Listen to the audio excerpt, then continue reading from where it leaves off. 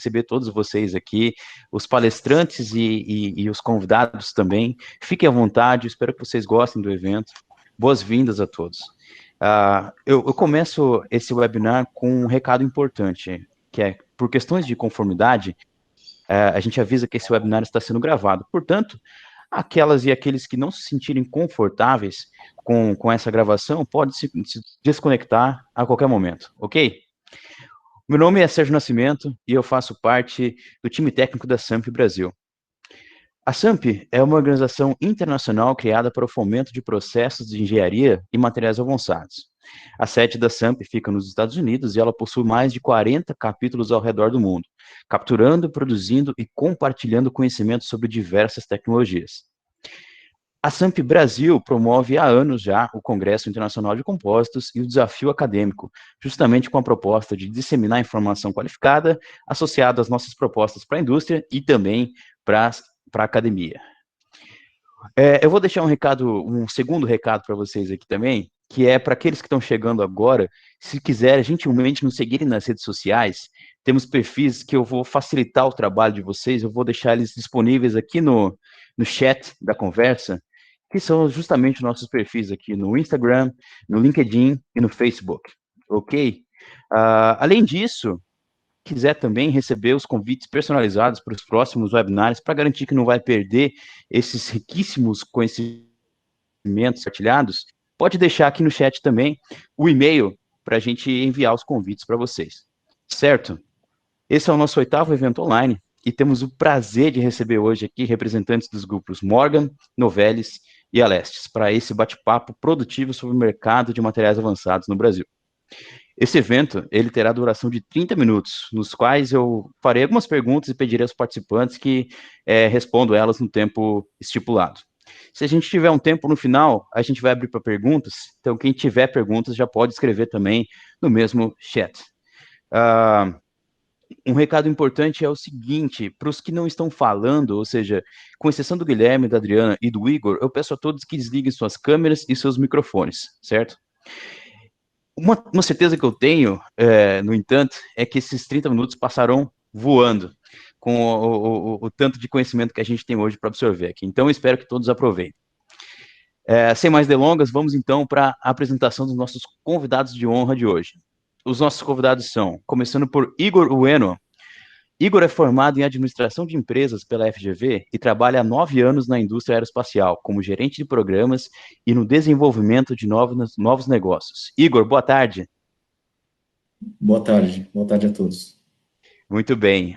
A empresa representada pelo Igor hoje é a Alestes Aerospace, que é um fornecedor de primeiro nível, ou seja, Tier 1, de aeroestruturas dos maiores fabricantes do setor aeroespacial, cuja missão é entregar soluções integradas e inovadoras, gerando valor agregado aos seus clientes através de uma equipe talentosa e domínio de tecnologias avançadas. A próxima convidada que eu quero honrosamente apresentar para a gente é a Adriana Russi. A Adriana é engenheira química formada pela Escola Politécnica da USP. Ela também possui MBA em Marketing pela ESPM e especialização em negócios pela Babson College.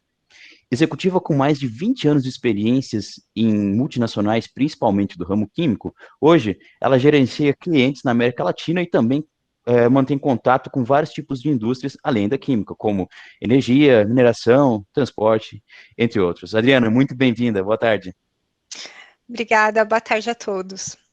Muito bem. A Morgan Advanced Materials é uma empresa global de produtos especializados, usando materiais à base de carbono, grafite, cerâmicas avançadas e compostos, para uma ampla gama de mercados. A empresa iniciou suas operações em 1856 na Inglaterra e hoje é sediada em Windsor. No Brasil, a Morgan foi fundada em 1958, com fábrica localizada em São Paulo, produzindo cadinhos Salamander, além de acessórios para fundição e Mechanical and Electrical Carbon, produzindo escovas de carbono e outros sob as marcas National e Marganite. O nosso próximo convidado de honra que eu quero apresentar é o Guilherme Superbia. O Guilherme é formado em Engenharia de Produção pela Universidade Federal de São Carlos e possui também MBA em Gestão Industrial pela FGV e MBA Executivo em Finanças pelo INSPER.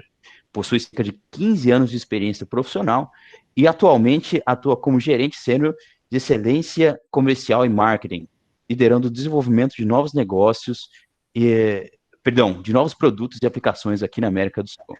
Guilherme, boa tarde, muito bem-vindo. Boa tarde, pessoal. O Guilherme fala com a gente hoje em nome da Novelis. A Novelis é a maior fabricante de produtos laminados de alumínio e também a maior recicladora mundial de alumínio. Oferece soluções inovadoras aos mercados aeroespacial, latas, automóveis e especialidades. Opera uma rede integrada de instalações de laminação e reciclagem em toda a América do Norte, América do Sul, Europa e Ásia. E aproveita a sua presença global para oferecer produtos consistentes e de alta qualidade em todo o mundo. Agora sim, sem mais delongas, boas-vindas a todos. E eu já começo com um eventual pedido de desculpas se eu perceber que alguma articulação está invadindo o nosso limite de tempo. Mas não precisamos ficar presos a isso. Eu sei que tem muita ideia, muita coisa boa a ser compartilhada. Portanto, fiquem livres e tentem se desvincular 100% do relógio, certo? Eu dou início a esse bate-papo, então, convidando a Adriana para responder a nossa primeira pergunta. Adriana, eu gostaria que você falasse para a gente em 3 minutos quais foram os impactos da pandemia que foram observados na Morgan, tanto em termos operacionais como em negócios, por gentileza? Claro, um prazer. Bom, a pandemia realmente chegou para a Morgan também, não só aqui no Brasil, né, mas mundialmente, em todas as nossas operações, né, inicialmente na Ásia e depois indo para a Europa e para a América do Norte, né. Na Ásia e na Europa, realmente as operações já estão retomando praticamente ao normal, mas a gente aqui nas Américas ainda está, assim, sofrendo o impacto. Nós tivemos, na verdade, a pandemia para a gente chegou com um pouco de atraso, porque alguns dos nossos produtos são usados muito também na parte de manutenção, então eu diria que até abril, maio, a gente não teve tanto impacto, nós fomos sofrendo mais em junho, julho, e agosto. E agora, felizmente, parece que a economia está retornando ao normal, né? Nossos clientes estão retomando a uma produção razoavelmente normal, ainda tem algum impacto, principalmente na parte de transporte, né? Então, por exemplo, a gente estava aqui conversando sobre a facilidade que a gente tem hoje de usar, né, videoconferências, enfim, a pandemia hoje acabou pegando muito forte, né, o setor de transporte, e um dos nossos setores é exatamente esse, né, então isso acabou realmente nos afetando. Mas em outros setores, como a parte de mineração, até mesmo a parte industrial, agora a gente está vendo realmente uma retomada da economia e estamos voltando, felizmente, a um patamar mais ou menos normal de operações. Muito bem, Adriana. A gente realmente percebe frequentemente alguns casos importantes, né? Um deles é justamente a questão das empresas multinacionais já terem previsto de alguma forma os impactos da pandemia na sua operação e nas suas vendas, obviamente. E outro detalhe importante que você comentou aqui também é justamente que uma empresa que é multissetorial, que é o caso da Morgan, existe alguns setores passam por mais dificuldades, enquanto que outros a gente enxerga uma retomada mais rápida e também existe essa questão que é fato, que é a velocidade de retomada justamente aqui nas Américas, que tem se estendido um pouco, né? Exato. Bom, mas enfim, muito obrigado pela sua resposta. O próximo que eu vou convidar para falar sobre impactos operacionais e em negócios causados pela pandemia é Igor. Por gentileza, Igor, em 3 minutos. Sim, primeiro, obrigado pelo convite e a oportunidade de estar dividindo com vocês a vivência da Alestis nessa pandemia, né? A Alestis, ela atua especificamente no setor aeronáutico, né, na fabricação de aeroestruturas, com bastante utilização de material compósito. E é uma empresa de base espanhola, e vocês sabem que a Espanha foi um dos países, né, junto com a Itália, na Europa, que foram fortemente afetados pela pandemia, né? Mas, na medida do possível, e sempre tendo as pessoas, a segurança das pessoas em primeiro lugar, né, nós fomos adotando protocolos, né, de segurança que já são usuais na indústria para a segurança da atividade normal das pessoas, mas que teve uma atenção redobrada no caso da pandemia, né? Então, primeiramente, a gente conversou muito com todos os funcionários de forma muito constante para conscientizar e informar de como a empresa estava absorvendo e se adaptando às novidades da pandemia, né? E fora isso, adotando o protocolo que muitas empresas adotaram, como o uso de máscara, aferição de temperatura, reorganização de transporte, turnos, refeitório, um novo distanciamento durante o trabalho, sem que isso afetasse a produção, e o teletrabalho, né, o home office, vamos dizer assim, para algumas atividades que possibilitassem, né. E, em paralelo, nós também tivemos que garantir a continuidade da fabricação das peças e o atendimento dos pedidos, bem como o monitoramento do nosso supply chain, né? A cadeia aeronáutica, ela tem essa característica, né, de trabalhar com muitos fornecedores e muitos deles internacionais. Então, num primeiro momento, onde não houve tanta alteração, principalmente no primeiro semestre, de variação de pedido, nós precisávamos garantir a entrega desses pedidos, né? Mas logo no final do primeiro semestre já veio os ajustes de produção, tanto das fabricantes, né, com o impacto das companhias aéreas e tudo mais, e aí sim nós tivemos que nos reorganizar e nos preparar para enfrentar o segundo semestre e os próximos anos, que vão ser muito difíceis para a indústria aeronáutica. É interessante a presença de diversos setores aqui. A gente acabou de conversar com a Adriana, que enfim, é fornecedora, enfim, de diversas matérias-primas e materiais avançados. Agora a gente conversa com o Igor, que está num outro lado da cadeia, que é de transformador e fabricação, né, enfim, de aeronaves, etc., componentes e tudo, e é interessante isso. Eu imagino que o impacto operacional numa fábrica de componentes é um impacto já um pouco mais delicado, tendo em vista que muita coisa não pode ser operacionalizada remotamente, né? Sim. Muito bem, Igor. Muito obrigado pela sua contribuição. Para fechar esse bloco de perguntas sobre a pandemia, eu vou convidar o Guilherme, então, para falar dos impactos operacionais e nos negócios também observados na Novelis. Por gentileza, Guilherme. Obrigado, Sérgio. Na Novelis, eu acho que foi bastante similar ao que já foi comentado aqui pela Adriana e pelo Igor, né? A Novelis tem operações nas 4 principais regiões do globo, né? Então foi primeiramente impactado lá na Ásia, com bastante redução de volume, né? Tem bastante exportação para a China, que acabou sendo impactada no primeiro momento, depois a Europa, sentiu os efeitos da crise, e por último, América do Norte, né, Estados Unidos, e a gente aqui no Brasil, um pouquinho depois.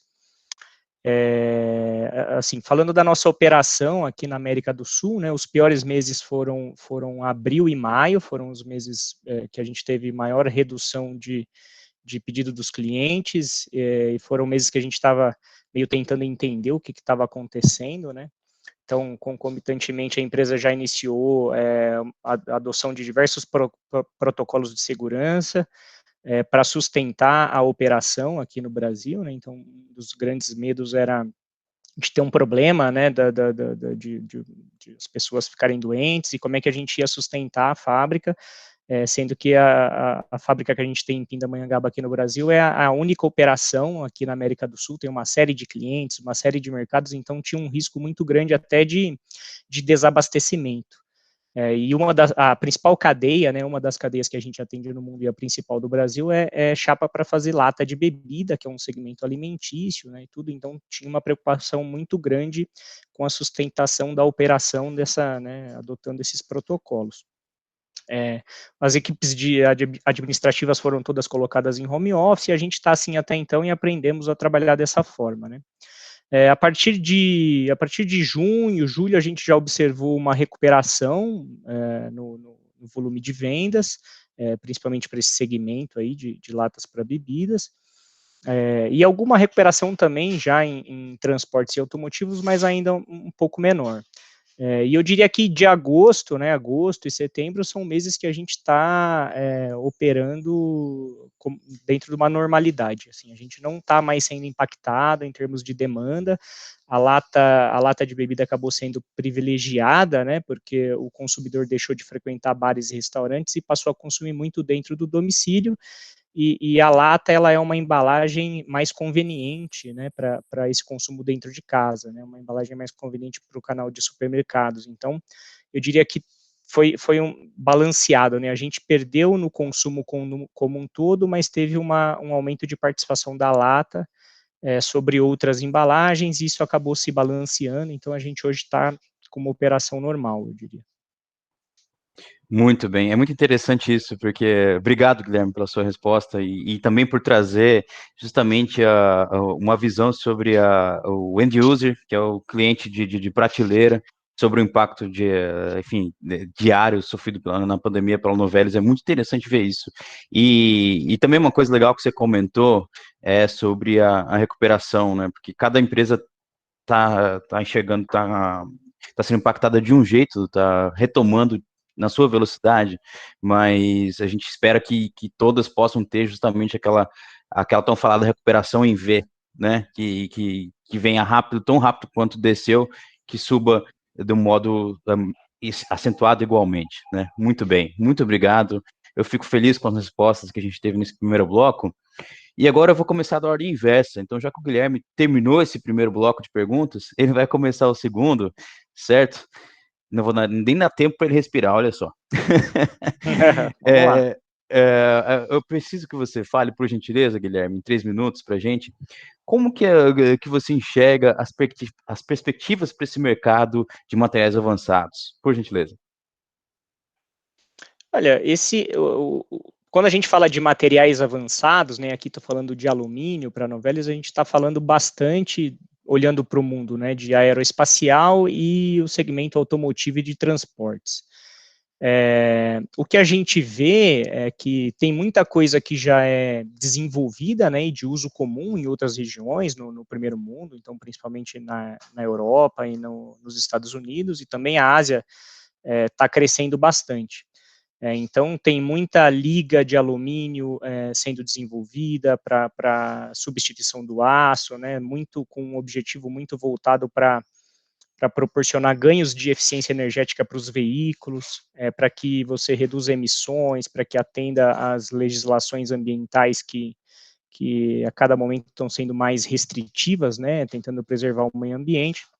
Então, tem um mundo enorme aí de ligas e de aplicações que já são desenvolvidas de uso comum e que a gente está tentando trazer para o Brasil, estamos se estruturando aqui na América do Sul e se aproximando da cadeia como um todo, para tornar viável também aqui no Brasil a utilização desses materiais. Então, é isso que a gente tem visto agora no momento. É natural ter um certo delay de tempo, né, entre a adoção de novos materiais e novas tecnologias num mercado mais avançado aqui no Brasil, mas a gente está vendo que o momento é bastante propício, tendo em vista que, quando a gente olha para o segmento automotivo, tem Rota 2030, tem novas legislações que, de certa forma, incentivam, né, as montadoras a desenvolver carros mais eficientes, e o alumínio ele é um material que ele joga muito a favor disso, né, ele tem um grande benefício. Então, é isso que a gente está olhando agora para o curto e médio prazo aqui na América do Sul.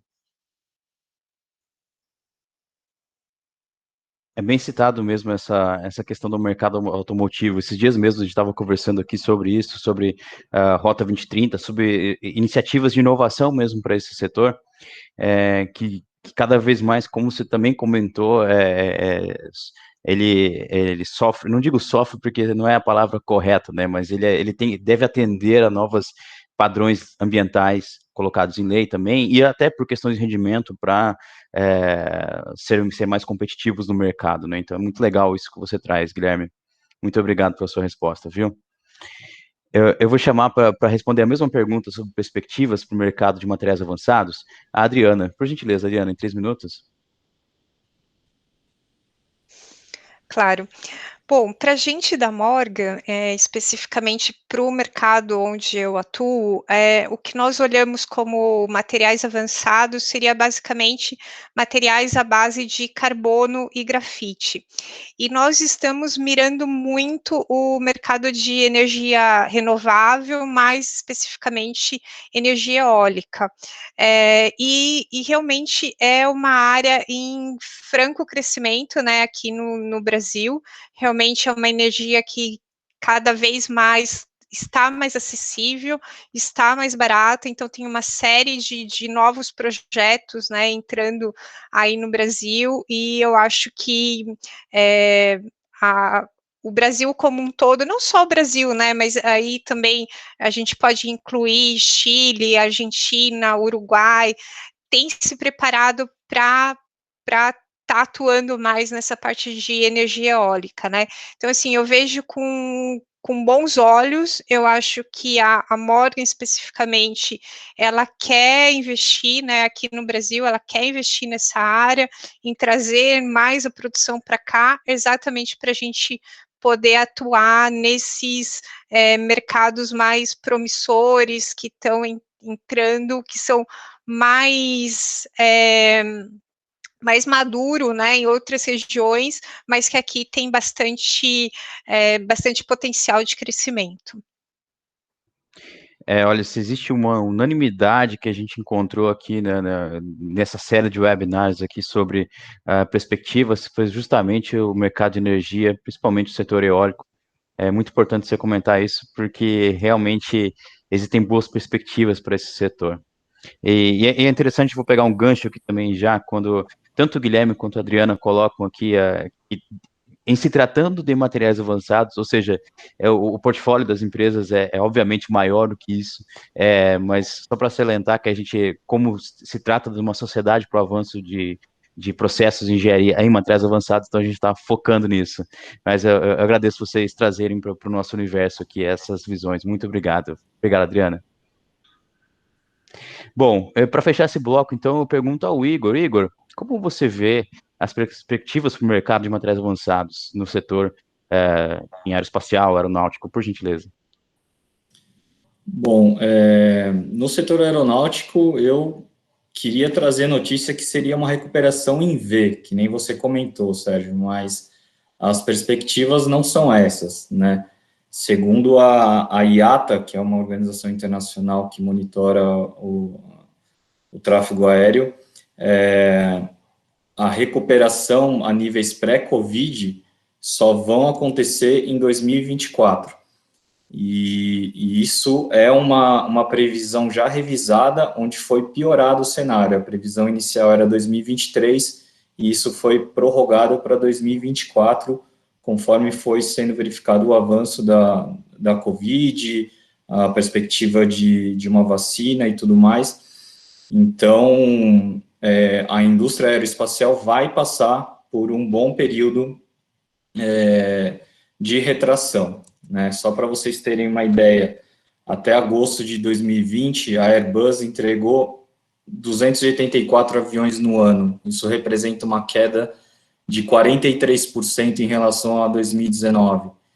E a Boeing entregou só 87 aviões até agosto, né? Uma redução de 70%.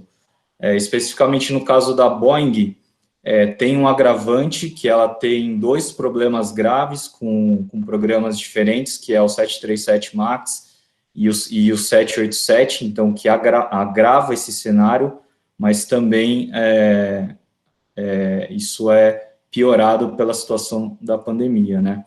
E essa performance desses 2 maiores fabricantes, ela é reflexo das companhias aéreas, né, que sofreram uma redução aí de 90% das viagens internacionais, com dados levantados até julho desse ano, né.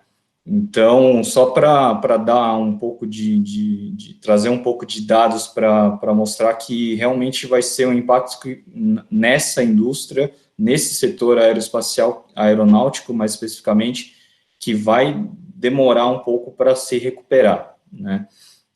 Agora, falando um pouco sobre a perspectiva de materiais compósitos, principalmente no Brasil, eu acho que, assim como o Adriano e o Guilherme comentaram, o potencial é enorme, né? Você tem diversos setores, como energia, óleo e gás, a parte de esportes, né, com bicicletas, equipamentos de mergulho, na própria construção civil, arquitetura, enfim, o marco legal do saneamento básico, né, que foi aprovado recentemente, vai promover uma expansão do saneamento, e essa expansão tem que ser em materiais compósitos, né? A Sabesp já tem estudos de posto de visita e posto de inspeção, análises estruturais em materiais compósitos. Então, tem uma oportunidade e tem mercado e para a gente explorar tanto os fabricantes de materiais como os transformadores, as indústrias.